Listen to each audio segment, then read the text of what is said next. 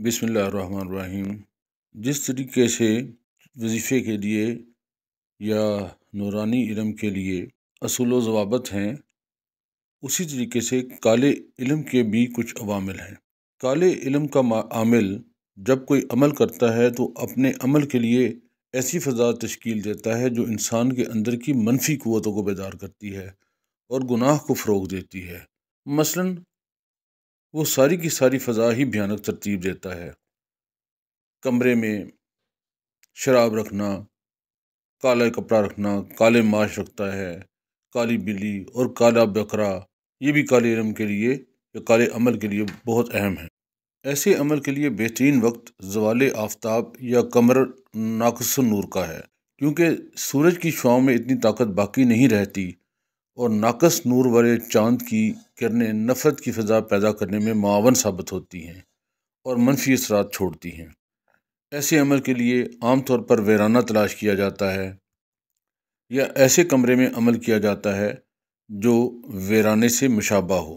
اس مقصد کے لیے کمرے میں انسانی ہڈیاں تک رکھی جاتی ہیں، قبرستان کی مٹی رکھی جاتی ہے یا مرگھٹ کی راکھ بکھیری جاتی ہے۔ جب بدی کی تمام علامتیں اکٹھی کر دی جائیں تو ایک خاص قسم کی فضا پیدا ہوتی ہے جو عمل کے عمل پر لبیک کہتی ہے۔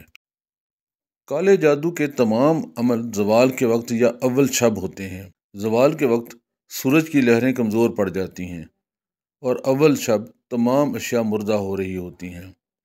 ان کے اندر کی تھر تھراہٹ بھی ختم ہو چکی ہوتی ہے۔ کالا علم سورج کی روشنی میں نہیں ہو سکتا، کیونکہ سورج سلطان قاہر ہے اور اپنے دائرے میں کسی ایسی چیز کا اثر نہیں ہونے دیتا۔ کالے علم کا تعلق رات سے ہی ہے یا سیاہی سے ہے، اسی لیے اسے دنیا کی تمام زبانوں میں کالا علم ہی کہا جاتا ہے۔ انگلش میں بھی اس کو بلیک میجک کہا جاتا ہے۔ اگر رات کا وقت نہ ہو تو بدروحوں کو حاضر کرنے کے لیے ایسے سیرن زدہ کمروں کا انتخاب کیا جاتا ہے جہاں گھپ اندھیرا ہو۔ بدروحیں ایسے اندھیرے کمروں میں ہی حاضر ہو سکتی ہیں۔ جہاں سورج کی کرنوں کی حکمرانی ہو وہاں یہ روحیں حاضر نہیں ہو سکتی۔ کالے علم کا توڑ بھی سورج کے ذریعے سے ہی کیا جاتا ہے۔ کالے علم کے شکار شخص کو سورج کی روشنی میں کھڑا کر دیا جاتا ہے اور اس کے سائے پر عمل کیا جاتا ہے۔ اس کے علاوہ اور بھی کچھ چیزیں ہیں جو کالے علم کے شکار شخص کے لیے ہم کرتے ہیں یا کر سکتے ہیں، کیونکہ کالے علم میں شیطانی طاقتیں ہوتی ہیں۔